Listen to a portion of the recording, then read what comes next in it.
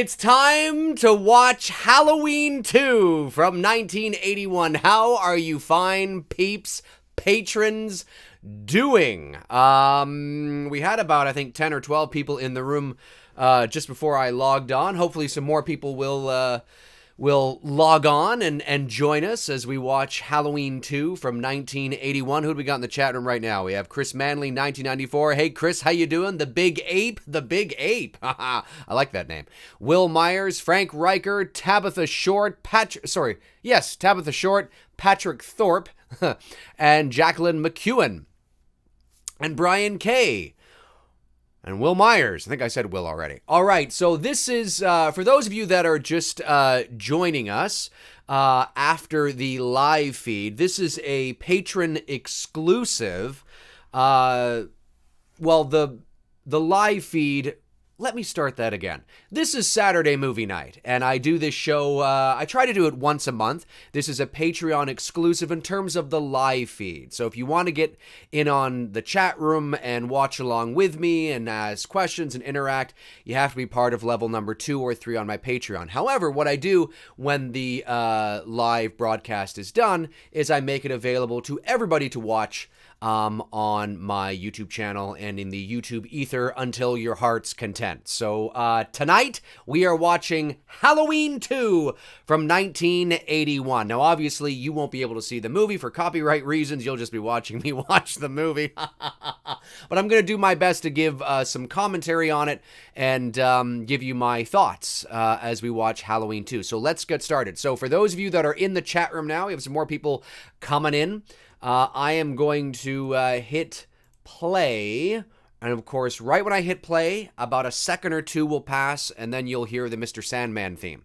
So I'm going to try to keep this a little low, because obviously I don't want to piss off the YouTube elves that like to get a hold of these type of videos. So here we go. On the count of 3. Are you all ready? Here we go. 1, 2, 3.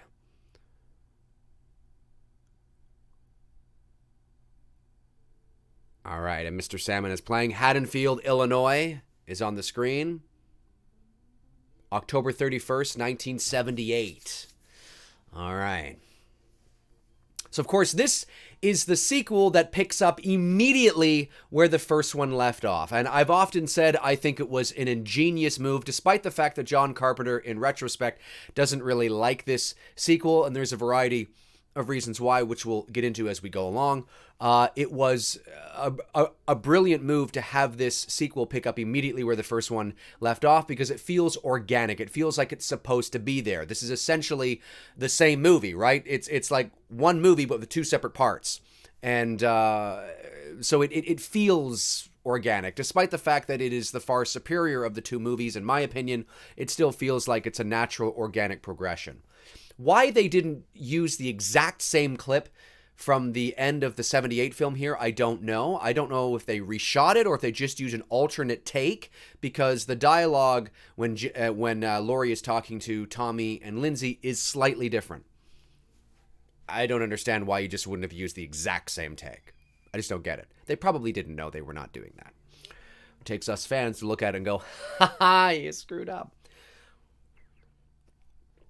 So Laurie is, Michael Myers has just risen, Nick Castle. Now he's walking towards Laurie. Such an iconic moment the few seconds prior to this when he sits up and turns his head. Oh my God. One of my favorite moments in horror history. One of them. There's a few of them, and that's one of them. And of course, here's Tony Moran struggling with Jamie Lee Curtis, and you think Tony's going to get another glorious moment in the limelight, but no! They cut it just before we see his face.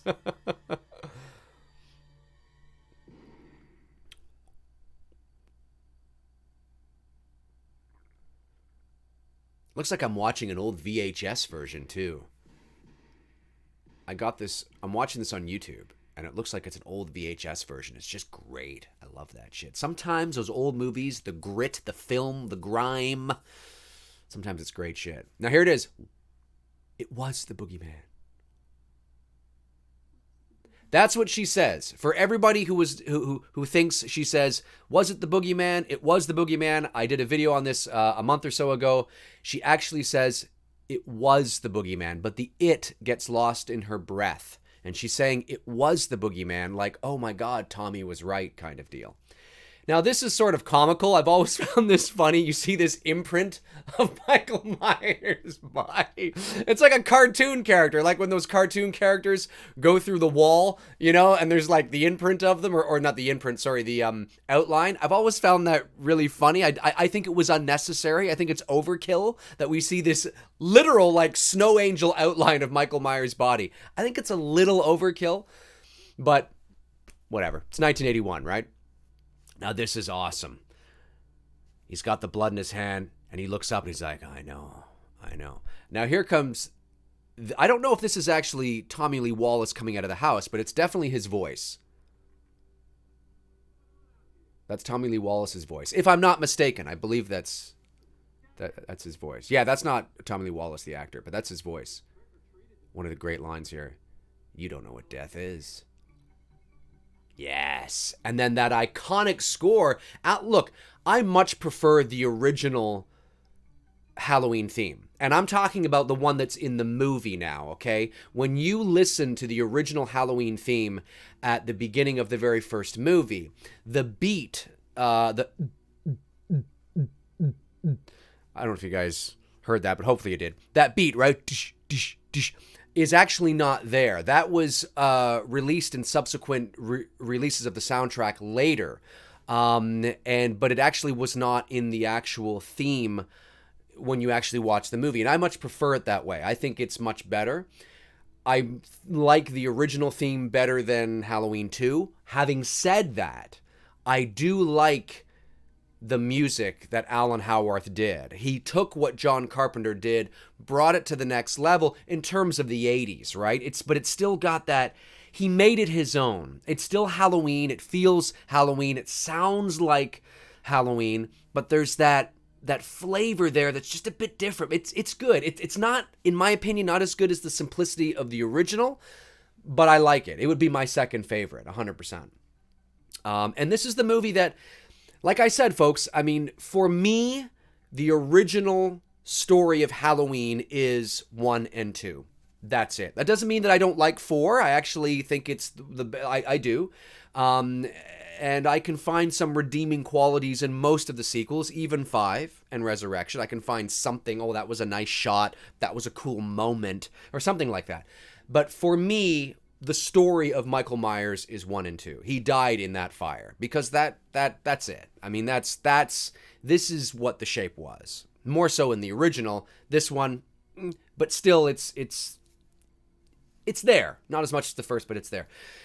So, yeah, and then of course John Carpenter introduces the brother-sister story arc, as we know, in the last act of this movie, which everybody fell in love with. I'm indifferent to it. I couldn't care less if it was there or not. I think it's unnecessary, but this was always cool. The pumpkin opening up and seeing the skull inside. That was a nice touch. As Garfield would say, nice touch. Director of photography, again, Dean Cundy, of course, and it really shows. He's one of the shining stars on this sequel, for sure. Like I said, I mean, this is a movie that definitely, because it was 1981, because Friday the 13th had come out a year later, because Friday the 13th Part 2 was already in production, they had to step up their game. And they knew that they couldn't just do the same thing that they did in the original because they would just be making the same movie over again. So they had to... Yeah, they had to have a little bit more blood. Because they had to compete with the likes of Friday the 13th. They had to, implement a motive per se, because if they didn't, you would just be like, you're watching literally the same film over again. But it's too bad because I still think he didn't necessarily have to do that. I don't think Carpenter had to do that. Because he's continuing it the same night, because it's literally like watching one movie with 2 separate parts, I don't believe he necessarily had to introduce the brother-sister story arc. And you still could have gotten away with it being solid. But nonetheless, it's there, or it's not there, depending on which timeline you follow. Anyway, we just finished the... here it is. I shot him. He's not human. Of course, everybody takes that literally. I shot him in the heart.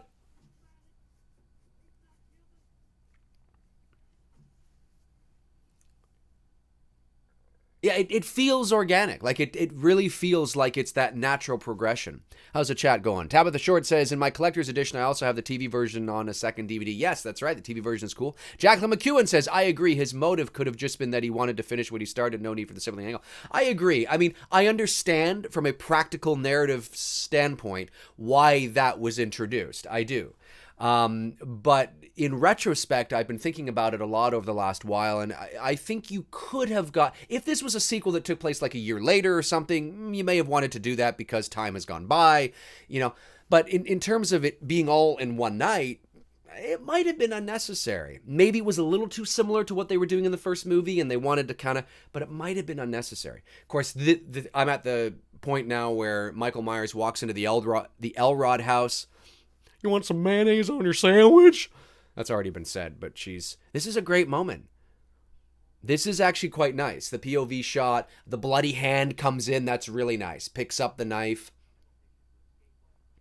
And of course, we get this shot from behind the TV with the husband in the foreground, Mrs. Elrod in the darkness, and Michael Myers behind her. Beautiful shot. Dean Cundy did such a gorgeous job again. It's one of the highlights of this movie, for sure, is the cinematography. Now, again, they've had to step up certain things, the violence, the blood, but the cinematography is fairly consistent in terms of its tone and vibe. It's that next level. They're opening things up a bit, but it doesn't look that much different. I always thought that shot of Michael walking from the Elrod house over to this is, he looked like a little kid at one point. It was weird. This is so nice. Look at how dark. Now he's probably about what? Maybe 10 feet away from her. But the way that it's lit, he's silhouetted in complete darkness, but you can still see him. And she's out in the light. So you actually you buy that she didn't see him, even though he's only 10 feet away, right? You actually buy, you go, yeah, I totally buy it because of how in shadow that is. Beautiful job again. That contrast is just great. Beautiful job. This is a genuinely creepy moment when Michael Myers enters the house. He's completely out of focus. And they could have racked focus here, which just simply means that you go from, having your foreground in focus, that becomes out of focus, and now the background is in focus. You just change perspectives in terms of the focus. So if you're in front of me and you're out of focus and I'm in focus, you rack focus and I become out of focus and you become in focus. I think I said that right. You know what I'm saying? And they could have done that here, but they didn't. They kept Michael out of focus. Here he is coming through the door. You can see him, he's there, but he just kind of walks off, and they never rack focus to have that da-da. No, they don't need to do that. He's just simply there. He's there. It's been illustrated to the audience, and the suspense is that much better. Now, there's the rack focus. Did you catch that? When she turns around, they rack focus to the door, and it becomes clear. But they did that well after the fact when he's out of frame, and that was the right thing to do. That was the right thing to do. Now, this is a great moment. I actually quite like this. The problem I have with this is that you see Michael's eyes, and you should never have seen his eyes, even when he was shot in the eyes at the end of the movie, and we'll get to that. Nah, I shouldn't have seen his eye.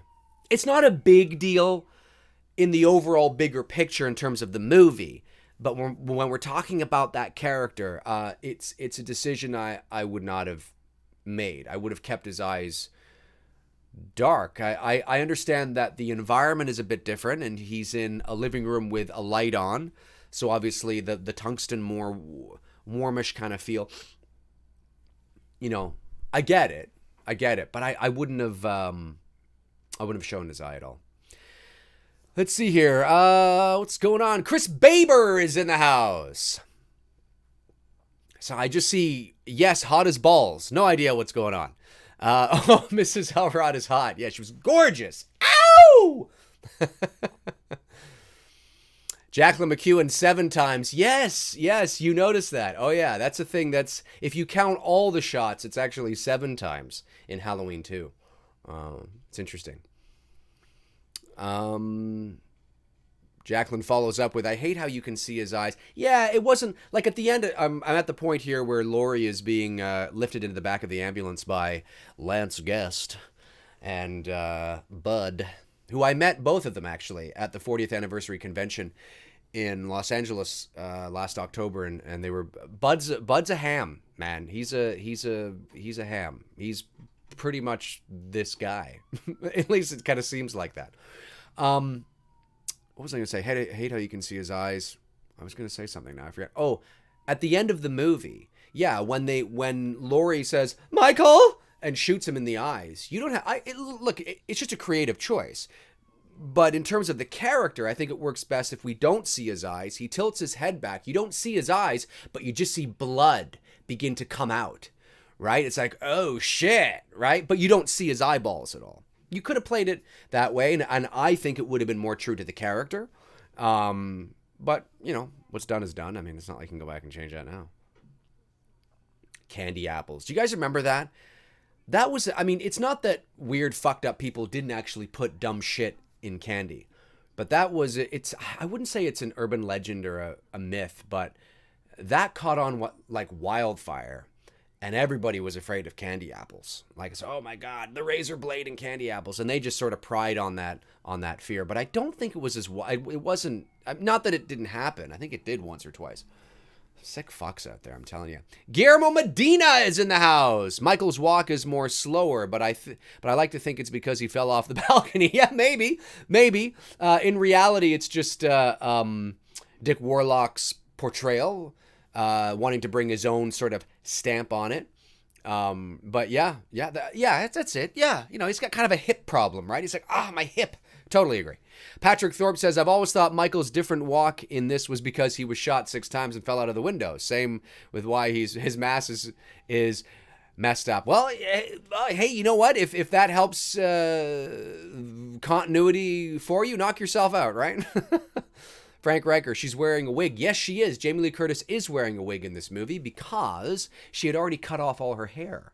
The Fog was a year prior to this movie. It was in 1980, and she was in The Fog as well. And I believe her hair was short in The Fog. Was it not? Was her hair not short in The Fog? I thought it was.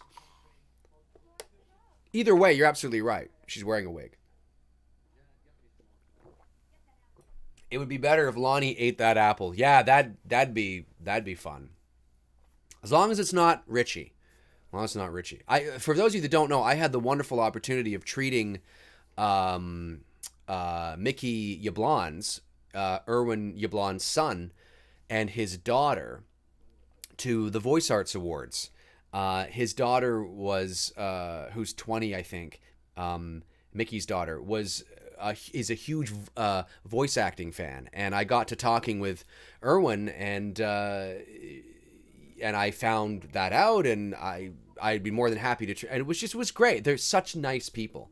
And really nice people. To my surprise, not to my surprise that they're nice, but to my surprise that his granddaughter, Erwin's granddaughter, Mickey's daughter, let's see if I get that right, was a huge voice acting fan. I was surprised because, you know, voice acting is one of those things that's kind of under the table and, you know, sort of out of sight, out of mind. And she was a huge voice acting fan. So it was an honor to be able to hang out with them at the Voice Arts Awards in Hollywood, which was great. Really nice people. Really nice people. Point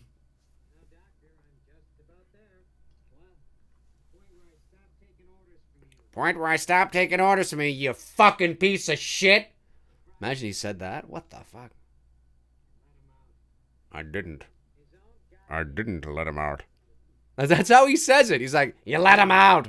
I didn't. His own goddamn doctor. I didn't let him out. He says it like that because he's got like a bullet in his mouth, and he's like, I didn't let him out. Great dialogue between these two, though. I mean, the chemistry between Donald Pleasence and Charles Cyphers was great, and it's definitely an extension and follow-up of the relationship that began in the first movie. Remember that Donald Pleasence, we are living vicariously. The two people we are in the original Halloween is Donald Pleasence and Jamie Lee Curtis. We are Donald Pleasence in the scene between him and Brackett. Brackett was always sort of skeptical. Here we are, the Ben Tramer moment. There's good old Ben Tramer. Let's take a moment now for Ben Tramer as Dr. Loomis runs along the sidewalk. I love how he's just kind of trotting and the kids are, ah, ah! This is a great moment, though. This is action. In the writer's room, they were like, we need an explosion in this movie. Here it is. That just upped your budget right there. Now, if you notice, Ben Tramer falls from this higher angle shot. He actually falls and hits the roof of the car. But when Dr. Loomis, at this close-up, comes up and looks, his back is against the van. So a bit of continuity mistake there, but nothing major. Let's see here. Chris Baber says Trainer is carrying Mad Dog. I love it. Guillermo Medina says a moment of peace for Barbecue Ben. Yes, ladies and gentlemen, a moment of peace for Barbecue Ben. I believe one of them's Annie. What? It's funny what you remember. Like, I just, it's just what I remember. I believe one of them's Annie. What? Ben Tramer cooking like a... I was going to say something bad. Let's see here. What do we got going on? Deedly-dee. Tab of the Short says, Dick Warlock's face is shaped differently than Nick Castle's. I believe it's the same mask. Yes, it is. It is the exact same mask. Contrary to popular belief by some, it is not a different mask. According to Deborah Hill and those close to the production, she kept the original mask, one of them anyway, under her bed in a shoebox, so the story goes. And because she was a smoker, so the story, I mean, she actually was, but whether or not that contributed to the yellowing of the mask, who knows? It probably did if she smoked as much as she said she did. But Nick Castle's face is more narrow, I should say, and you can see that. He's older now, so his face is a little more rounder in his older age, but certainly when you look at him as a guy back then, he's got a much narrower face, and Dick Warlock's got more of a rounder face, so that's why the mask just looked a bit different, but it's actually the same mask. Oh, here we have Lance Guest Jimmy standing over Laurie Strode going, hi. I met Mrs. Elves as well. I forget her real name now. Chat room, help me out. Escapes me, but I met her as well at the 40th anniversary convention, and I don't think I uploaded that to my channel. I don't know why I didn't. I uploaded. I got a chance to speak to Dean Cundy, of course, Erwin Yablons, obviously, Rian Reese, and Lance Guest, and there was a few others I wanted to speak to, but it was very difficult because a lot of people around, and you got to be, I mean, I'm not paying them for their time, so if somebody was to come up behind me wanting their autograph or to get a picture, that takes, first place, right? Because obviously they're a paying customer, so it was a bit tricky, but I did interview, not really interview her, but I had a good conversation with her, which I got on camera, but I don't think I uploaded it. I don't know why the fuck I didn't. I still have it. I should upload it. It was really funny. It was a good conversation. I also had a great interview too with, I forget her name now too. The woman that's the hot tub chick, gets all nude. I watched her and Dean Cundy just have a hilarious conversation. Anyway, Pamela Shoop, thank you. That's right. Yeah, Pamela Shoop. I always forget her name. Okay, so I'm at the moment now where Sheriff Brackett, in his final scene in the Halloween franchise, he lifts off the sheet and sees Annie dead, and then he covers her eyes, but if you watch closely, you can see her eyelids moving as if she's in like a REM sleep. It was interesting. This is the last time we see Sheriff Brackett. We never see him again for the remainder of the movie. And I always found that, I mean, I guess obviously if his daughter has just been murdered, I get it. And then, of course, Hunt, obviously takes over, but.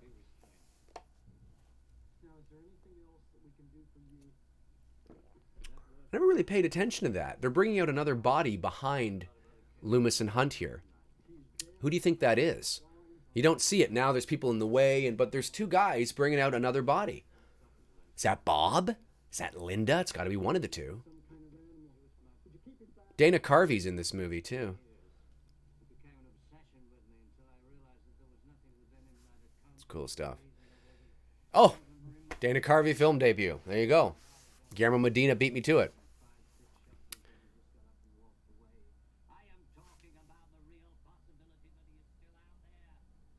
Great dialogue. I mean, again, because it's written by John Carpenter, he's written the same rhythmic, poetic dialogue that that he wrote for Dr. Loomis in the first movie. So, I mean, that consistency, that character consistency carries over. Now he spent the entire first movie and the beginning of the second film trying to, get Sheriff Brackett to believe the severity of the situation. Now Brackett's gone and in comes Hunt. So now he's like, okay, now I got to convince Hunt here that, shit's going down. Not that Hunt is skeptical necessarily because the murders, the cat's out of the bag and now we have all these murders, but he still has to, it's like, he still has to keep that consistency up in the fact that you don't understand what you're dealing with here. Like, you need to take this seriously. There's 3 people dead out of that house. And if you think that's going to be the end of the night, you got another thing coming, pal. So here's Pamela Shoop. She looks so different now. She's a blonde now. Her hair is all blonde. I like that car. It's a great car. And of course, this is Dick Warlock's son, the guy with the boom box, and he's going to bump into his father. Oh, sorry, Dad. I wonder if there was a take like that. I know there's a lot of behind-the-scenes photos of them together. That would have been cool. Yeah, Mustang, that's right. Mustang City, ladies and gentlemen. Let's see. Jacqueline McEwen says, so Dana Carvey worked with Mike Myers and Michael Myers. That's right. Oh, now his son just bumped into him.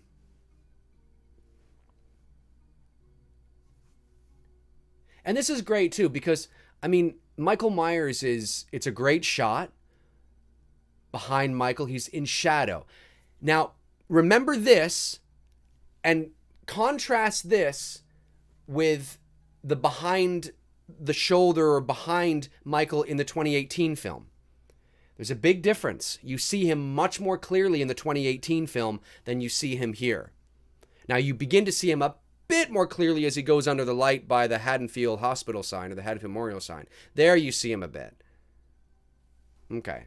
But up to that point, he was in complete darkness. And it works so well that he's out in the some people might think, well, how could he just walk around? Like, it's Halloween. He just looks like a guy in a mask. Everybody's out. And Halloween back in the 80s, it's not like it was now. I mean, Halloween is nothing like it is. I don't know where you guys are from and what it's like in your neighborhoods, but Halloween, and in some places in the world, they don't even celebrate it. In Europe, I don't even think it's that big in Europe. If anybody from Europe is watching, is it big over there? I don't think anybody is, but the point I'm making is that I remember when I was a kid in the 80s going out trick-or-treating, and it was packed. Do you guys remember that? It was just packed. Tons of kids like this. And then, not so much. Not so much. Yeah, Halloween's not what it used to be. Chris Baber says, how many filming locations did you go visit? The main ones. The main ones. I didn't go to any from Halloween 2. I mean, unless you include the Doyle house, and all that. That's in the movie. But I didn't go to the hospital where the hospital is because that's kind of hard to get to now. I just stuck with the Myers house, the Strode house, the Doyle house, the Wallace house, the Bush, the opening shot of the movie, Haddonfield, because they're all relatively in close proximity of each other. So that's pretty much it. Like, that's all I care about, really. I didn't need to go to every single corner or anything like that. So Pamela Shoop has just arrived. I love that. I love how they show her coming in and then they just cut away to this random door closing at the end of the hall. What does that signify? What does that signify? Chat room, tell me, what does that signify? Right? We see Pamela. I know that's not her. I keep forgetting her name in the movie. We see her come in, right? The security guard opens the door for her. She comes in. But then we just cut away to what appears to be a random shot of a door at the end of the hall closing. Right, exactly. Chris Manley, 1994, has got it right, that Michael got in. That's right. That's right. It's like, oh, where is he? Right? You just see this random door closing. That's to tell you that, oh, shit. When the security guard opened the door, potentially maybe he opened the door on a like, you know, in one section or something like that, and he was able to get in or something, or who knows, right? But yeah, that's definitely what it is trying to illustrate to you as the audience. The Amazing Grace, Come Sit on My Face. I think, oh no, it hasn't happened. Has it happened yet? No, it hasn't. They placed Bud, and is it Karen? Is that her name in the movie? I think it's Karen. Why the fuck am I blanking on this? Holy shit. I'm going to be 40 soon. I think that's why. They put them at the convention. Yeah, thanks, Frank. They put them at the convention seated right beside each other. It's kind of funny. There it is. And I got him to actually say that. It's on my channel. If you search for him on my channel, I get him to say it. But he doesn't go all the way. He goes, come sit on my... I'll need you. No, what did he say? He says, Amazing Grace, come sit on my... Or whatever he said. He didn't say the whole thing. I forget what he said now. Go check out the video. And I was like, oh, dude, come on. Say the whole thing. In his old age, he's like, I can't. I've got grandkids. Maybe, I don't know. Love this shot too. Jimmy walks by that door and it's just another door just closing. It's like, oh, creepy. And then we cut to this POV shot walking down the steps. I prefer this over the low angle shot of Dick Warlock walking down like a methodical robot. Not crazy on that at all. There's a lot of, look, the hospital is a wonderful location for something like a horror movie and something like this. Some people have said over the years, well, how can this hospital be so dead? Like there's nobody around. Okay, we have to, I agree, that's a good point, but you have to think of it in context, okay? This is a small town, all right? I used to live in a small town north of Toronto called Georgetown, Ontario, okay? And I don't mean it's tiny, but it's got a hospital. And I remember on many occasions going over to the emergency room at, 1 or 2 in the morning because I woke up and I don't know, I had something wrong with me or I had a bad fall or whatever it is. You know how you always go to the emergency room at some time at night for whatever reason, right? We've all done it at some point in our lives. And I remember going in and it was pretty dead. And I was like, it's like Halloween too, So it's not unprecedented for hospitals in small towns to necessarily be not that active. You know what I mean? So, I think we have to keep that in mind. At least that's how I sort of justified it anyway. Anyway, so Michael just walks out of the baby room and walks into the thing. One thing I want to say, I can't back it up because obviously this is all live and I want to keep the flow going. But that scene when he walks into where all the babies are and there's a baby sound effect in there that I'm almost positive was the exact same sound effect used in the 2018 film when Michael comes around the corner and sees that baby. Now I know that Jamie Lee Curtis provide her own baby noises for that scene as well, which she can do really, really well. And I know she did, but there's a specific baby sound effect from Halloween 2 that I am almost positive is identical to the one that was used in 2018, because she did some of it. It's not all her, and I think what isn't Jamie Lee Curtis, I think is the exact same. I'm almost positive. I could be wrong on that, but I should have prepped that a bit better. I totally forgot about that until I saw this. Anyway, it's my thought anyway. This guy's so obvious. Like, dude, she's sick. Look at him prying on a sick woman who's just been almost murdered. Guy's desperate. Jesus. Hope he gets eaten by a shark. Bom, bom, bom, bom. For those of you familiar with Jaws the Revenge, you'll get that joke. Of course, he was never eaten. The Big Ape says, I barely know any of their names in H2. Oh, yeah, I do. I haven't watched H2 in a little bit, so I'm trying to catch up on it again. But yeah, I mean, the location of the hospital is a good location. it's a good location. It's moody. It's atmospheric with Dean Cundy's cinematography. There's a lot of moments to like, but I think once you have Michael just sort of walking around the hospital, it becomes a little, how do I say this? It becomes sort of, they show him a lot in this movie, which is something I wouldn't have done. And I understand why they did. I mean, you have a different director, of course, and different visual style. And it's not a bad movie. I mean, as far as sequels go, I actually think it's all right. It's my second favorite. I like it over the 2018 film. But there are certain creative choices that I think they still could have kept Michael more in the shadows, more on a consistent basis. Now they did obviously do that, but there's a lot of moments where you do see him a lot, and I don't necessarily would have done that, but overall I like the sequel. It's solid. It's a little, there's moments of Halloween 2 I find a little slow, like this moment here. With the security guard. I don't hate the scene. And I think it's but it's a little slow and it leads up to him. Good suspense. I will give, like, there is some suspense there, but there's no music. I don't even think there's music here. Is there? No, there's no music whatsoever. Now, when to use music and when to not use music when you're trying to create suspense is almost a fine art. There are some scenes where music would be needed to help keep the suspense up, because if you don't, it's kind of slow and boring. And then there are some times where, no, don't use any music here. It works much better. Of course, here we have the cat that's about to jump out and he falls into the garbage cans. So, but the entire, like that moment there leading up to that, not having any music, yeah, that was probably okay. That was probably a wise choice. Cheap scare, cheap gimmick, something you did not see in the original Halloween. So that was something that's an example of like, oh, that's very cliche. That's very sort of what is beginning as like a cliche thing in the 1980s. That's a very typical horror trope, right? You lead the audience to think something's going to happen, and then it's the cat. Oh, it's the dog.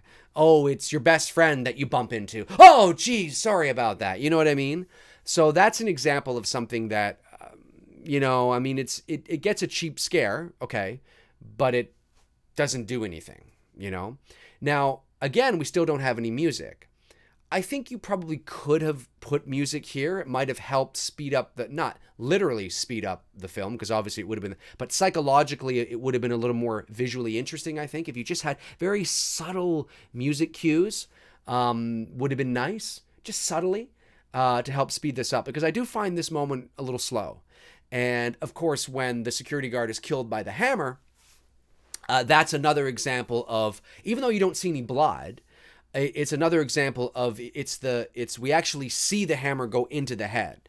And it's another example of that. For its time, it's very tame relative to today, but it's an example for its time of the ferociousness of actually seeing something. It's like, whoa, I get why they felt they needed to do that, but it's those little things that you never saw in the original.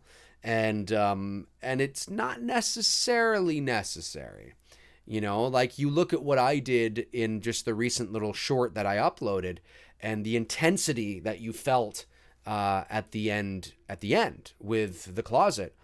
And again, there was nothing that was being shown at all, right, in terms of blood or anything like that. It was just the visual intensity and how you cut that together. So I don't mind this scene, but it's one of those things that when Halloween purists talk about, even though they really like part 2, like me, one of the differences is that how they're trying to step up the game a bit in terms of the seeing the shape do things, and it's a bit different than how it was in the original movie, and not necessary.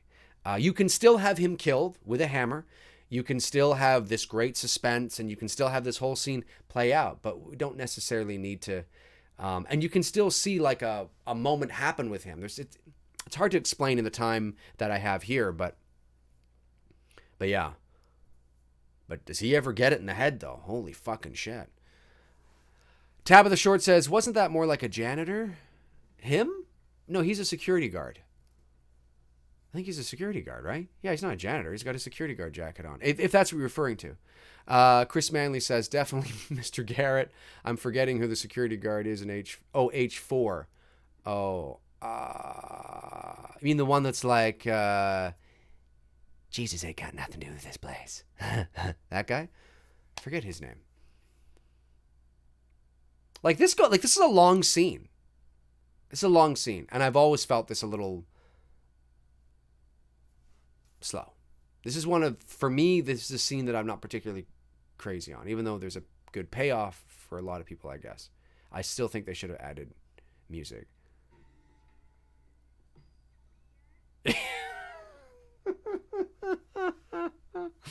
Did you hear that sound when Michael just smashes the hammer? I remember when I was a teenager, I always thought this girl here, Janet, was cute. Of course, we have what's-his-face, the deputy from Jaws.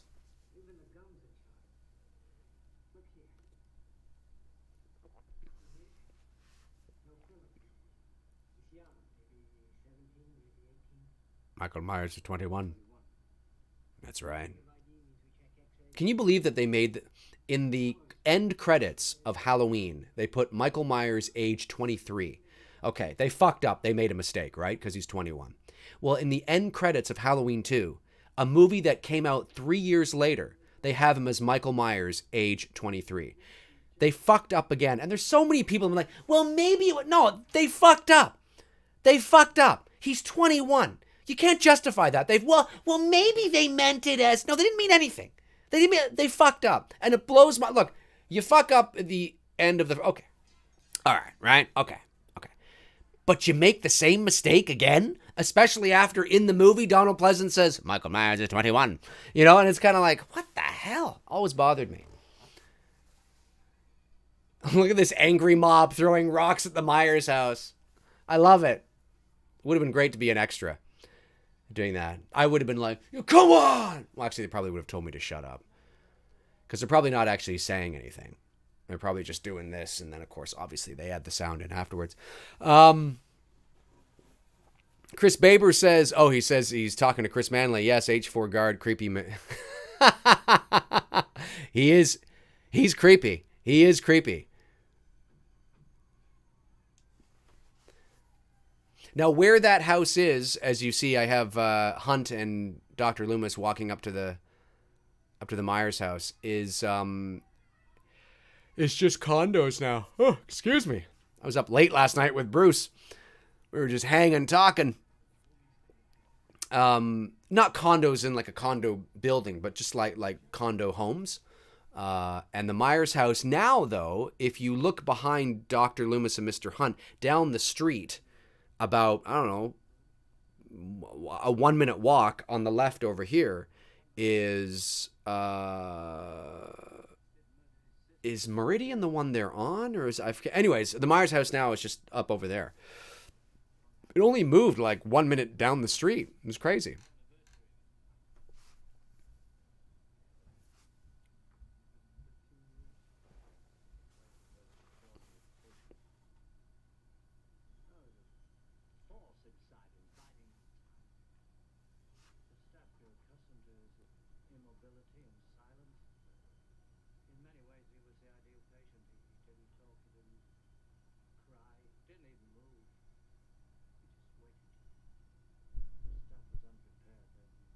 It's nice. It's great dialogue.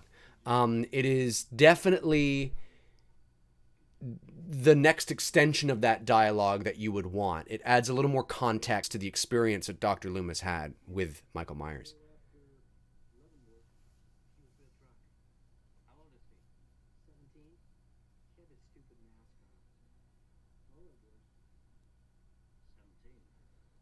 "17, wearing a mask."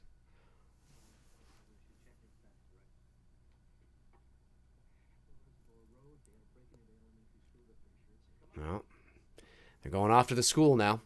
Let's see here. How's everybody doing? 14 people. Michael got in. Michael enters the hospital. What are you guys chit-chatting about over there?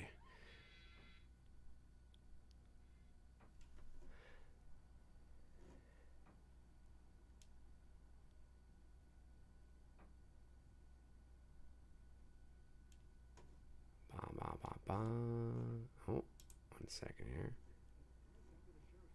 Oh, 1 sec.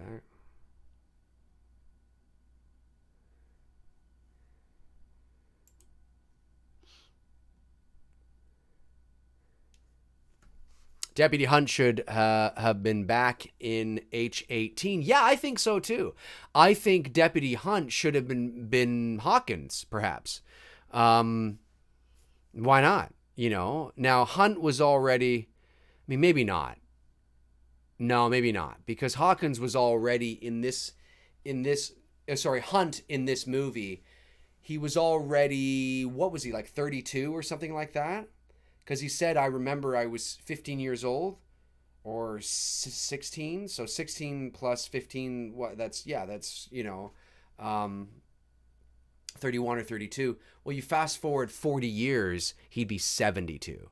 So, yeah. So I don't, well, yes, he's 74. You could have him in the movie, but I don't know if he would be like a cop or something like that. But to have him in the movie might have been... Well, no, you couldn't have had him in the movie, actually. What am I saying? You can't... I mean, you could have had him in the movie, but he wouldn't be playing Hunt because Halloween 2 does not exist. Halloween 2 never happened, right? Halloween 2018 is the direct sequel to Halloween 2. So... Or to Halloween. So it wouldn't have happened.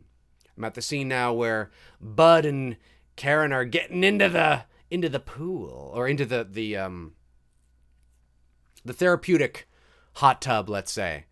And she shows off her incredibly fake breasts. Yes, incredibly fake. They just look like two bowling balls. No offense to Pamela Shoop, but they do. They just look like two bowling balls attached to your chest. I hate to say it, but just I always thought that when I was a kid. I was like, what the hell? Nonetheless, they are what they are, folks. They are what they are. And she's getting into the therapeutic tub right now. Bud's about to say, it's cold out there. It can get cold in here. Samantha Vestal is in the house. Hello, Samantha. Welcome. Love the hot tub kill. Yeah, it's a good kill. Some people are like, well, how can his hand, like, when he's drowning, or how come his hand doesn't get, like, how come he doesn't? And it's like, because he's Michael Myers. I don't know. You're not supposed to know. You're not supposed to fucking know. It actually is a really, I actually like that kill a lot. And it's coming up here in a few moments. But I will say that it was, again, when he looks down at her and he tilts his head, I like that. I just didn't want to see his eyes. It's not a big deal to a lot of people. I get it. It might be nitpicking to some, but it's just those subtle details that I think are just integral to the character of what was established prior. Now, maybe there's certain lighting that maybe it looks like you're about to see his eyes, but you really don't. It's not like it has to be black, in there the whole time. It's not like he's got two holes in his face. And if the room is lit a certain way, to have the inside of his mask completely black would be a little strange, right? You have to be able to understand that, you have to work with continuity, but keeping him in darkness and certain things is always really good. Yeah.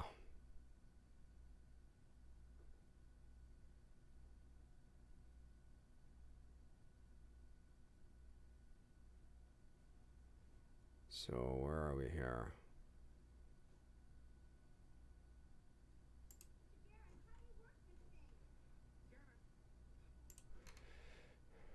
Where's everybody right now in the movie? I'm just curious where everybody else is. Why would a therapy tub go that high? Yeah, that's a good point too. Why would a therapy tub go that high? The hell is wrong with people? Bud is getting killed. Yes. That's pretty much where I am as well.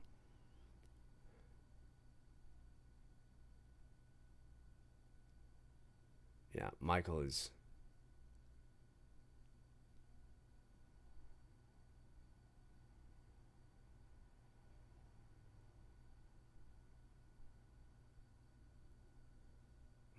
This is a great shot. I love that mask.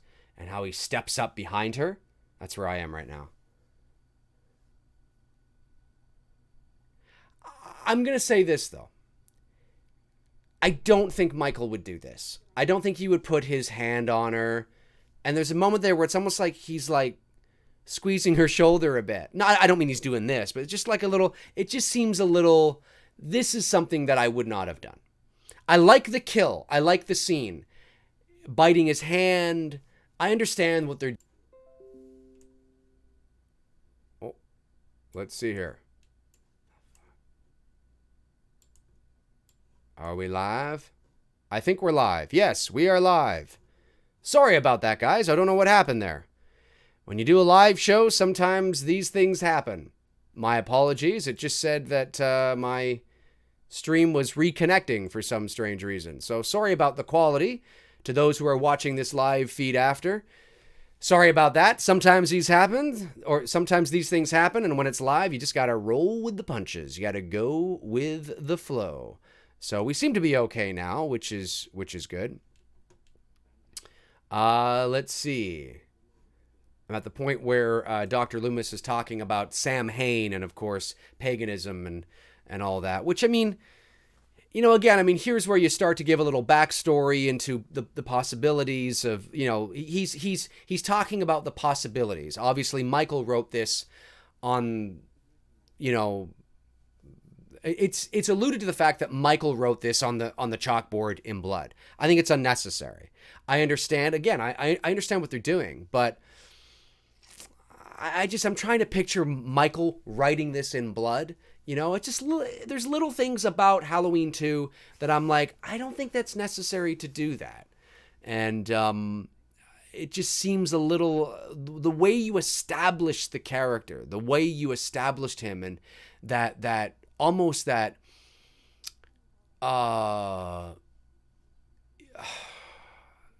this, not spiritual, but this otherworldly sort of, is he not, is he there, is he not?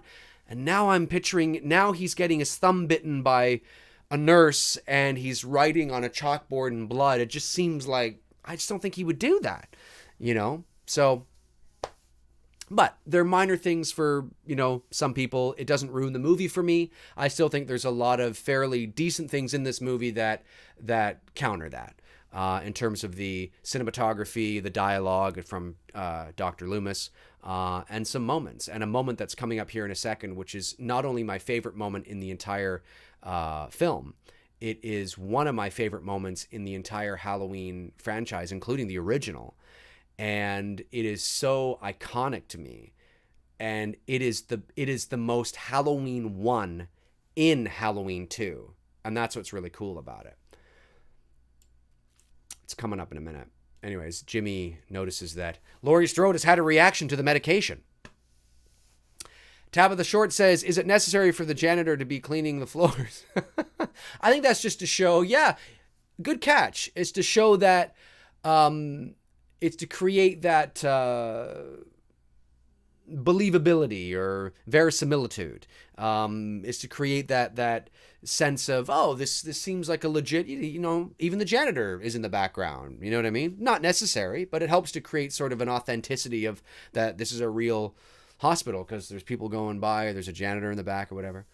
Here comes my favorite scene, arguably, in the entire series.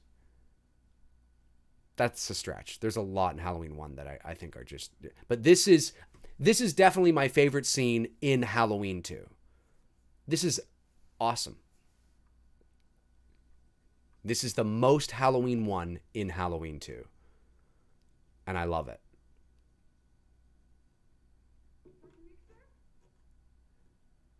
Have you guys noticed the ADR that happens here? It's Laurie Strode. Here. It's Laurie Strode. She's had a when she says she's had a reaction to the medication, there's a different frequency in her voice. That was dubbed in later. I can guarantee you that. It's not the same tonality. It's not the same sound. It was added in. Probably a line they felt, you know what, we should add that in. Give some context. So, the needle to the eye, of course, it's right out there. That's stepping away from the traditional Halloween sort of thing. But this right here, seeing her back up and Michael Myers emerge from the darkness. Oh! Just spectacular. I mean, now that's what I'm talking about. Putting the syringe to the eye, we don't necessarily have to see that. But just him coming out of the darkness like that is just fucking amazing. It's amazing. And then he's looking at her on the ground. I guess that's what I was looking at. I think that's the shot I was talking about earlier. And actually, it doesn't look like you can see his eyes too clearly, but maybe it's just my version of the movie. But that is great. I fucking love that. To this day, it is one of my favorite Michael Myers moments of all time. And it happens in the sequel. And you guys know how much I love the original. I fucking marry it if I probably could. But you got to give credit where credit is due. And that moment was just, I think it's because it reminds me so much of what is Michael Myers. That's what we're supposed to see. We're not supposed to see him take a hammer to somebody's, and I understand they showed, the syringe. I get they have to step it up. 1981's version of stepping it up. But you could have still killed her in the same way and just showed her eyes close up going like this or something, and you see him go like this, and so you know what he's going to do, but you don't necessarily have to see it going in or anything like that. You can just see her eyes go like this, and maybe he pulls her into the darkness, right? And it's like, oh shit. You could totally play it that way, and it would have conveyed the exact same thing, and might have been actually kind of cool to see him pull her into the darkness. That might have been cool, right? And it's more sort of traditional with his MO. So this shot here, Michael coming into Laurie's room with the scalpel.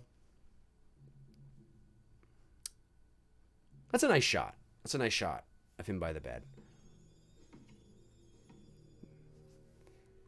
Dean Cundy is awesome. Yeah, he's great. It was a really beautiful shot. Chris Manley, 1994, says, as a kid, I always thought Laurie was faking that to trick Michael.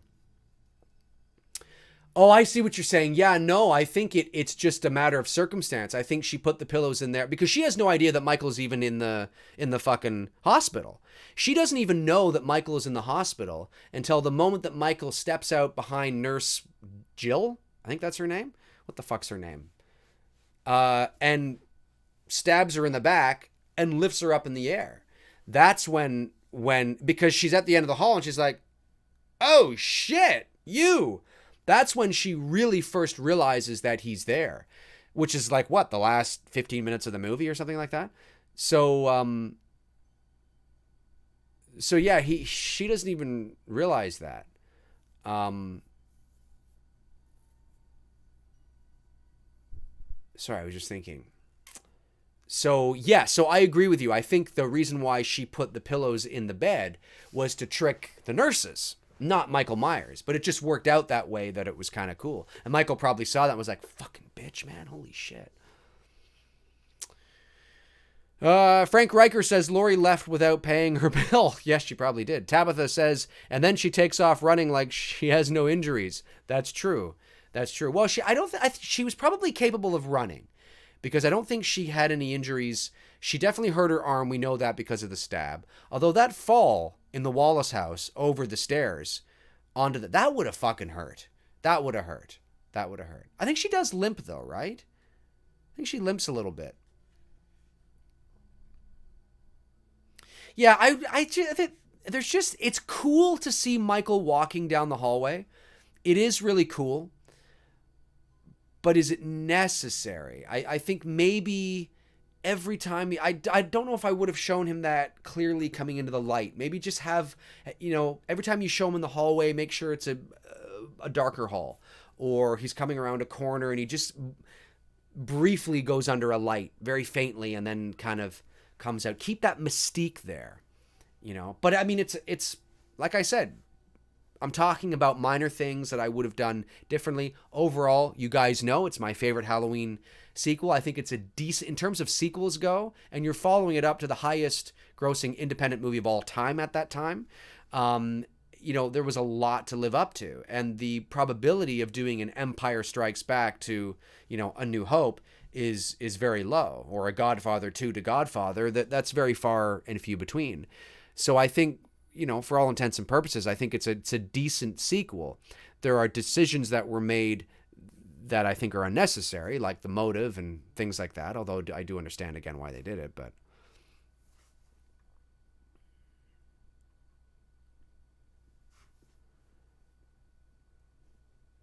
Oh, I love these cars.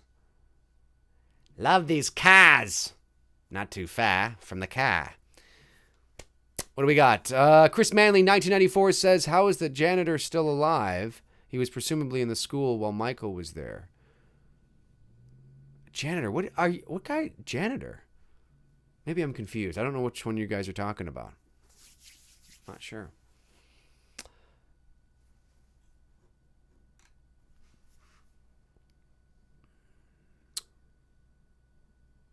There was a little haze around Laurie's POV, Frank Riker says. Yes, that's, of course, to illustrate to the audience that she's had a reaction to the medication and she can't see clearly, right? So that's a good way of doing it. And that just would have been an optical effect they would have done in post-production. I always like that when she runs off and then the camera pans down to the security monitor. We see Michael Myers go into a room, pans back up to her, pans back down, and then she comes around that corner. That was nice. It's like, oh shit, he's in that room. I like that.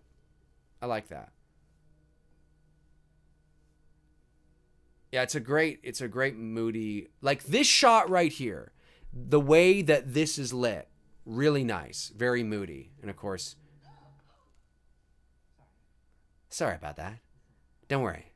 I'm into brunettes, not blondes. Well, no, he wouldn't be into brunettes. He'd be into blondes because obviously Laurie's a blonde. What the fuck am I saying? Forget that. Axe that out of there. I always liked this. I don't know if I would have shown Michael walk up to the curtain. I think I would have just shown him standing at the curtain.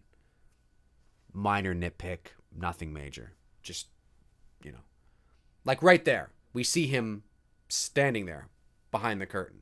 I think that's all you needed to show. I don't think you necessarily needed to show him walking up to it. Although I guess maybe you do because she would have noticed that when she opened the door. Because it's very apparent that there's somebody standing behind the curtain.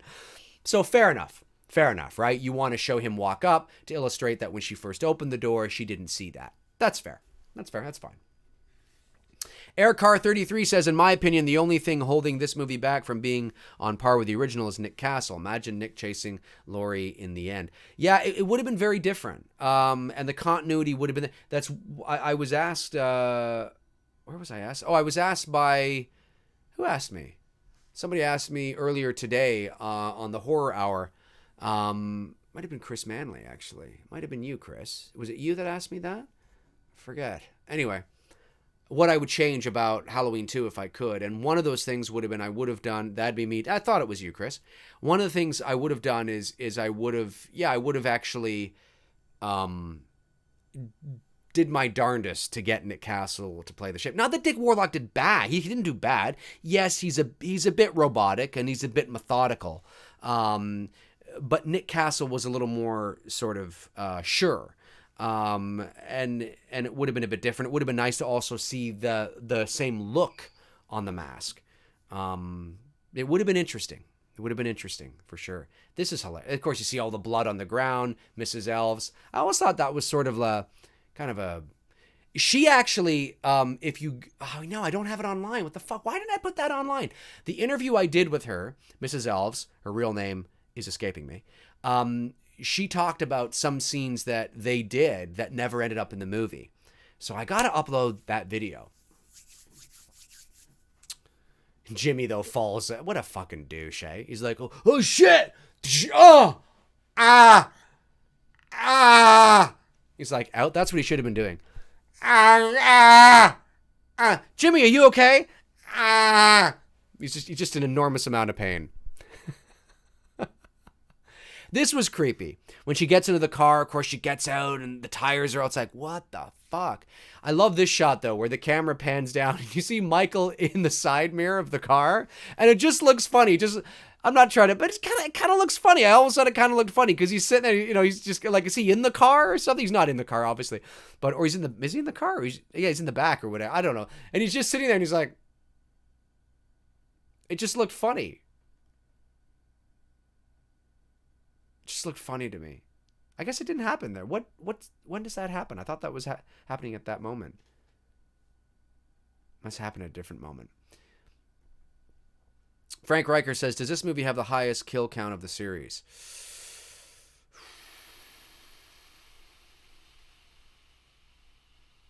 I don't think so. I think the highest kill count might belong to Curse of Michael Myers or Resurrection. But it's up there. It's up there. Yeah, for sure. That happens when Karen arrives. Okay, thank you. That's what that happens when Karen. Oh, so that was earlier. I missed it. Yeah. Okay, I missed it then. I must have been yapping about something. I think that's so funny. It's just kind of... Here comes a classic iconic moment. Wait, Laurie. Steps out. Ooh, nice step out. Really like that. Oh, great shot. Shows the power of the shape as he lifts her up with nothing but a fucking scalpel. That was awesome. And the look on her face is like, am I dreaming this? And the shoes falling off was, okay. Unnecessary, but it was cute. And Alan Howarth's version of the shape stocks, not as good as John Carpenter's, in my opinion, but it's become iconic in its own right, and I do like it. I do like it. But I think had this been Nick Castle, I think you don't run after Laurie, obviously, but I think he should have... I think Dick should have been moving faster.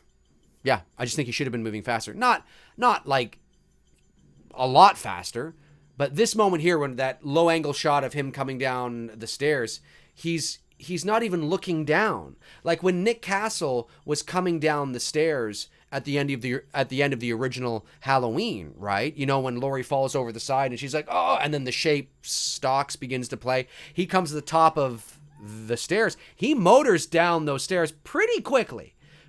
He's got serious intent. The same thing should have been happening here to keep that continuity, because that's what Michael Myers does. The fact that he's just, I get it. I get what this is trying to create, that suspense, that, and it works. It totally works. But when it's like, what sort of happened? And of course, some people are like, oh, but maybe he's injured. Maybe yeah, sure. I get it. Sure. Okay. And it's not that this isn't creepy. It's fucking creepy. It is. But it would have been interesting to see that not running, he doesn't run, but just that when he's there and she takes off down the hall, he begins the same walk he did crossing the street at the end of the first movie. But, it is what it is. And I like it. I do.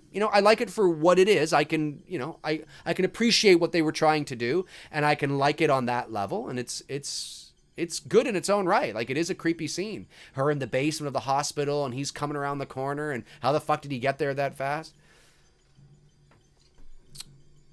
The Big Ape says, highest I think is 6. Yes, I think you're right. Maybe even Resurrection too. There were a few kills in Resurrection. Yeah. Let's see. Aircar33 says, just wanted to say how much I enjoyed your latest video. You get what makes Michael Michael. So missed in 2018. They are killing me, Dave. They finally get the mask right and not the lighting. Yeah. Thank you. I appreciate the compliment. Yeah, no, I had a lot of fun shooting that. I wanted to shoot something that just sort of showed the 2018 mask in traditional sort of lighting.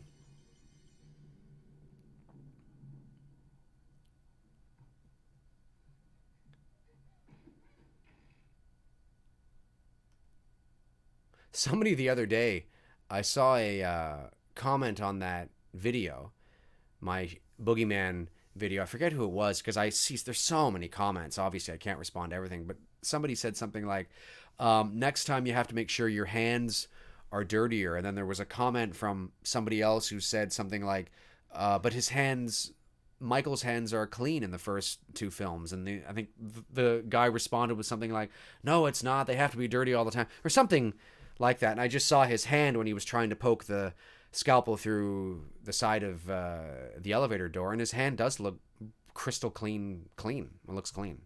Yeah, his hands were clean. His hands were not dirty his hands were dirty in the 2018 film, but they weren't dirty in the first two movies. Some genuine suspense. There's some good suspense in this movie. Good suspense.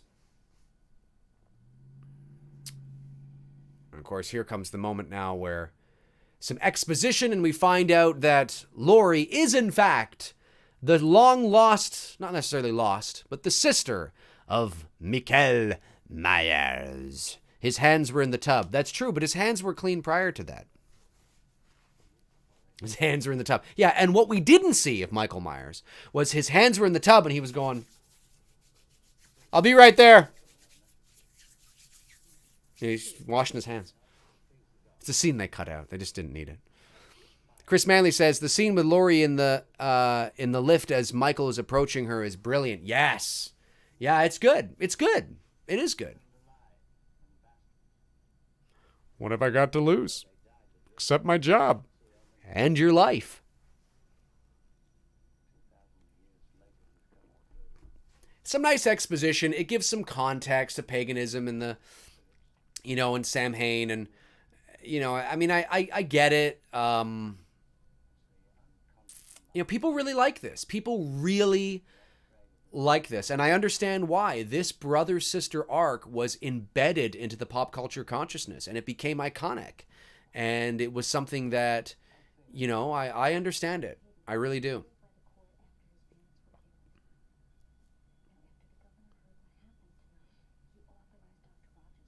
But it's not necessary. Looking at this in hindsight, it's not necessary. But it does add, which is the reason why they did it. It adds more weight and bottom to the sequel. Because when you are doing a sequel, you do have to, you do have to traditionally open things up a bit to make it feel like you are watching a natural progression. There's more new information that's happening, so it's worth your time and effort to watch the extension of this story. So I understand that. But like I said at the beginning of the stream, because this is a sequel it's essentially the same movie for all intents and purposes, Carpenter may not have had to add that, because you're just watching the extension. He's just like, as Jacqueline said, you're just watching him not finished what he was doing, So, I mean, would it have been maybe more of the same? Well, you change up the setting, you have the hospital, okay. Adding the motive and adding this does give that, oh, shit, kind of thing to it. Absolutely.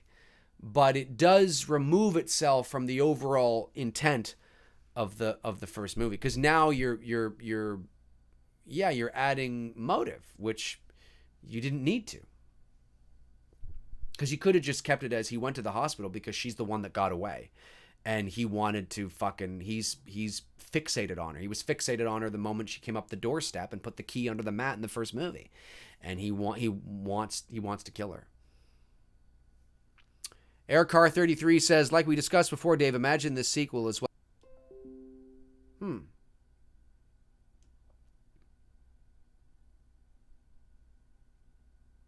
Sorry about that, guys. My apologies again. That's the second time that my internet has gone out during this stream. Yeah, it's the software I'm using to stream. It says my internet seems to be okay. Everything's connected, but it says that the software, which is just OBS, it needed to reconnect twice tonight. No idea. It didn't do that during the horror hour. And it's never done that before. I mean, there's been times where I've had to where the internet's kind of, gotten a little wonky, but yeah, sorry about that, guys. My apologies. Obviously, I have no control over that, but everything seems to be fine. Now, this is iconic. This is another one of my favorite moments in Halloween 2. The moment where Laurie stands up and Michael Myers steps out from around the corner. There's that red light shining on him, and there's that chase. And it's just, it's awesome shit. I will say it's awesome shit. And the theme is great, and Michael smashing through the window is just, it's a little extreme, but... How did he get outside? He just knows. He just knows where she is. But the fear, that's a great shot of the shape right there with the one side of his face lit. Really like that shot. When he's walking, this shot here. See how he's in the darkness? He's coming into the light, out of the light, into the darkness. That's how he should have been walking around the hospital the whole fucking time. Whole fucking time. No need to see him like that, in shadow the whole time. That's how it should have been the whole time, in my opinion. It's not bad the way they did. I'm just saying there's just little things that, you look at and you're like, oh, can you imagine if they had done this? I always liked this as a kid. Always felt very intense to me. Even as he walks up to the window, you only see one side of his face. It's beautiful. Walking through the glass was a little intense, but being shot again, he won't die. Now, this is a great moment here. When Laurie Strode says, "Why won't he die?" and Donald Pleasance doesn't answer it. He doesn't answer the question. She's asking him. I believe she's looking at Michael, but she's being held by him, and she's asking him, why won't he die? Okay? But it's not a question for Donald Pleasance. It's a question for you, the audience. And it's not meant to be answered because you're never supposed to know why. Listen carefully of what she says. I'll turn it up here. She's looking at him. Listen. Why won't he die? He doesn't answer. See? You're not supposed to know why. It's supposed to be irrelevant. Not irrelevant, but you're not supposed to know. That's a question for you. And it's like, oh, why won't he die? He didn't answer it. Great direction. Really nice. And then, of course, he kills the Marshal, and he's back up again. Hopefully my OBS will be able to make it to the end of the stream. Yeah, I apologize. I don't know what the fuck's going on.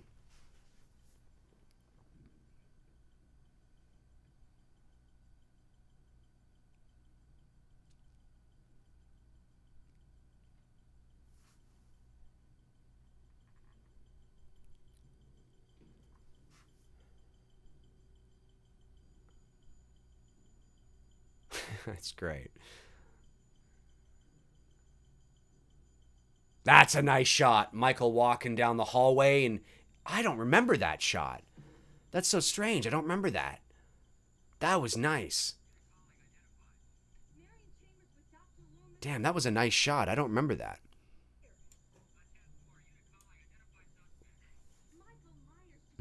Chris Baber, Toronto is blowing up Pornhub. I'm guessing. Maybe that's what's going on. I have no idea. Frank Riker says, now you want to get in Laurie. Yeah, that's right. Alternate TV version, he lifts up the cop and stabs his back. I think you are right. I haven't seen the TV version in a while. Chris Manley, 1994, says, I never understood why Dr. Loomis never shot him in the head. Why don't anybody ever shoot him in the head? Why doesn't anybody in any movie ever shoot somebody you're trying to stop in the head?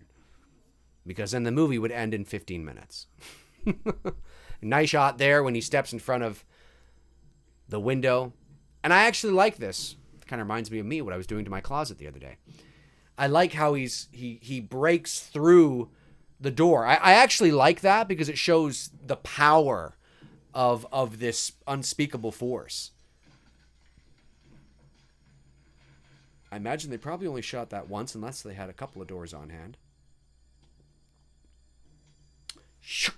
Oh, shit. Dr. Loomis falling in the corner. And this is the moment, of course, that Laurie Strode... Michael! And shoots him in the eyes. Which is why none of the sequels make fuck... Wow. So sorry about that, guys. Holy crap. There's something going on with my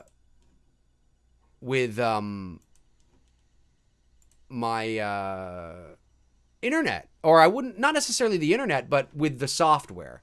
So I definitely apologize for everybody who's watching after the live feed. I apologize. The good news is that when it does conk out, I come back on relatively quickly, like within like 10 or 15 seconds. So that's always good. So if it happens again, really sorry.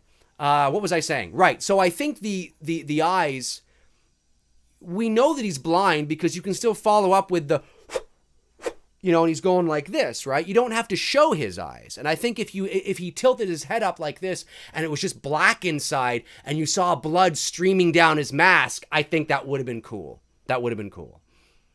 Maybe even cooler. Here we go. It's time, Michael. And there's the explosion. There's the explosion, folks. There is the explosion. Michael Myers is dead. Well, he's not dead yet, but he's about to be dead.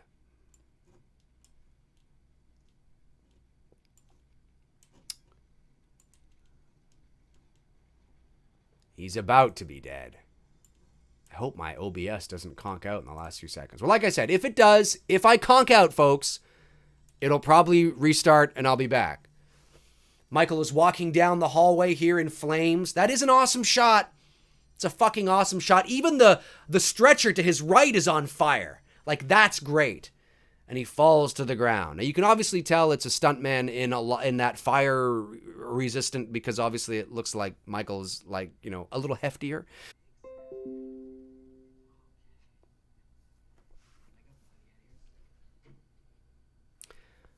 I'm definitely going to get to the bottom of what's wrong with OBS. Thank goodness the movie's almost over. Laurie is in the back of the ambulance now, and she's driving off into the fog. Again, my apologies, folks. Really sorry about that. I will get to the bottom of what's happening with OBS. Everything should be fine. My internet connection is fine. It's just something wrong with OBS. And of course, there's Laurie in the back. And of course, in the alternate TV version, as we know, Jimmy actually sits up in the back in the body bag, or not in the body. Is he in the body bag? Yeah, I think he is. I guess they thought he was dead or something. Jimmy! Remember that in the TV version? Jimmy! Anyways, the final shot is of Michael's mask burning and the roll credits. There go the credits, folks. So yeah, I mean, to me, that's the end of the story. Like, that is the actual end of the Michael Myers story. I like Halloween 4 because I think, considering what they were up against, considering it had been 7 years, considering they were up against the popularity of Freddy and Jason, considering that they were trying to introduce Michael back into the pop culture consciousness and make it seem legit and genuine and organic, and that, I thought it was all right. If they had had a better mask in that movie, maybe, even if they had the original mask, not the original, but made the mask look like the original, it would have made Halloween 4 even better. I'm not crazy on George P. Wilbur as Michael Myers, but, it is what it is. But to me, well, you guys know, I can always find redeeming qualities in most of the sequels, but I think this, for the most part, is the Halloween story, really. But that's me. So, let's see here. Frank Riker says, "Oh, well, good night, ladies and gentlemen. It's cool, Dave. All good, Dave. No worries, Dave. Under a blanket, Dave." What? No, I'm just kidding. Agree. So you two must have a shorter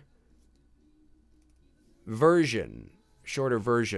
Oh, are you not done yet? You're still in the middle of it?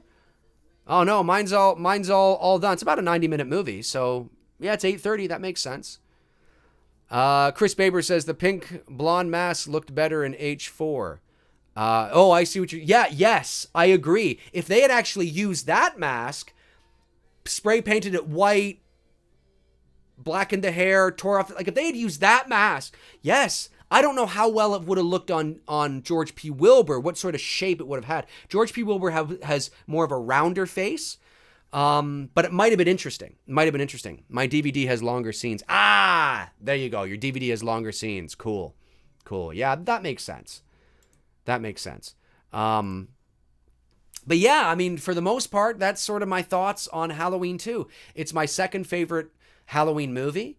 For the reasons that I've said, and of course that one shot with Janet and I lose my shit over that all the time.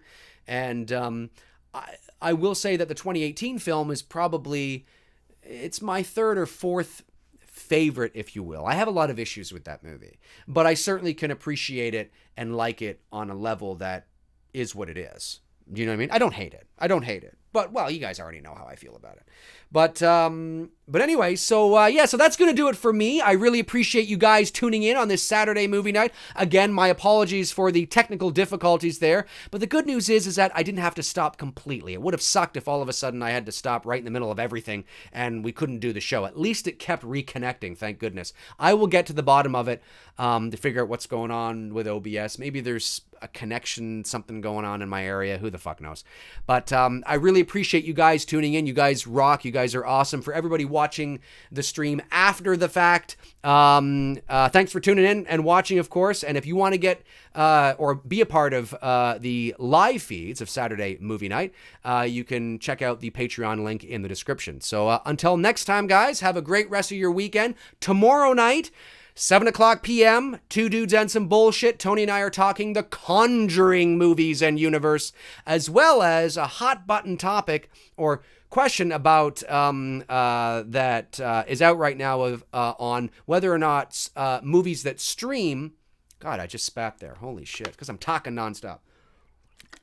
Movies that stream, whether or not they should be